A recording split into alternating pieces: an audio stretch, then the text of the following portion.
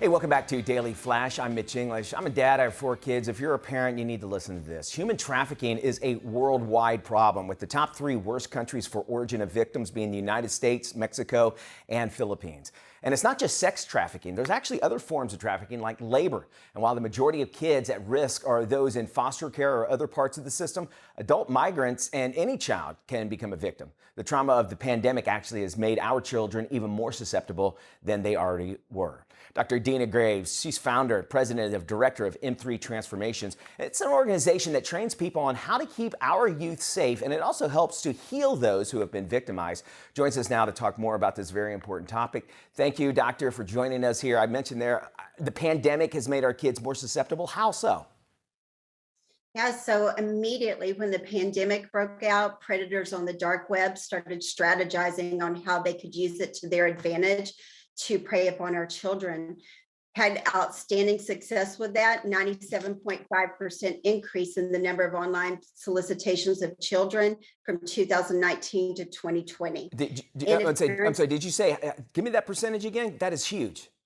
97.5% with more than 22 million cases. That is, and parents really need to understand, on average, it only takes a predator 18 minutes to convince a child to meet them in person. Are you serious? And that's generally online or almost online all the time, right? And are they doing this on websites, or do they just, can they instant message them? Where do we need to be looking over our kids' shoulders? All of the above: social media, instant message, text messaging, all that. And if parents think these social media companies are going to help protect their children, multiple documented cases of them allowing these kind of things to go on their websites, leaving predators on their website who are known to them for their own financial gain. And I'd love to give you just a direct quote from Twitter to illustrate this. When they were hit by a lawsuit, this was their written response. Okay. The law does not punish a defendant for participation in a lawful venture with sex traffickers or knowingly but passively receiving the financial benefits of sex trafficking. Wow. So they're saying, hey, look, we're just here. The person who said it, you should be going after them. We're just the conduit, basically, that connects them. And so they take no responsibility of that, sounds like. And that means, as you just mentioned, they're not going to be looking out for our kids. Not at all. Not at all. And let me tell you another dynamic that happened during the pandemic. We had an explosion, more than 77% of increase in children posting themselves sexually explicit material to make financial gain out of it. So our children, because of the pandemic, have really had an increase in thinking like traffickers think. All right, let's see. What are some of the warning signs that we can look for that might be showing up in our kids, and not maybe our own kids, but maybe our entire communities, and we can keep them safe? What are some things we should be looking for?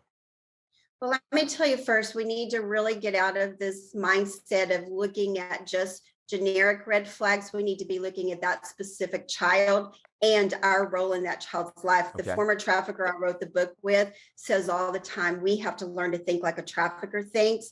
But with that said, in general, parents can look for things like, a change in their child's demeanor, behavior, dress, pushing their friends away, losing interest in things they've always been passionate about, being on their devices in the middle of the night. We do a 4-hour training just on what kids are hiding online.